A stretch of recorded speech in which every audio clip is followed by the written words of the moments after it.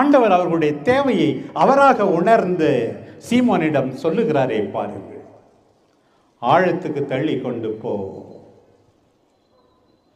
இந்த நூற்றாண்டின் தொடக்கத்திலே திருத்தந்தை புனித 2ஆம் ஜான்பால் நோவோ மெல்லென்னியோ இனுவந்தே என்ற மடலிலே இதைத்தான் சொல்லுகிறார். ஆழத்திற்கு போங்கள். ஏதோ போனா போதும், வேண்டா வெறுப்போடு படிக்காதீர்கள், முயற்சி எடுத்து படியுங்கள். இன்னும் கொஞ்சம் உங்கள் சக்தியை, திறனை, நேரத்தை செலவழித்து ஆண்டவருக்காக பாடுபடுங்கள்.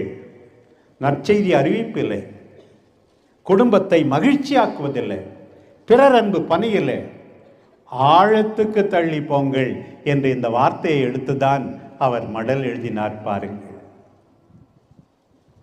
ஆழத்திற்கு தள்ளி போங்கள்.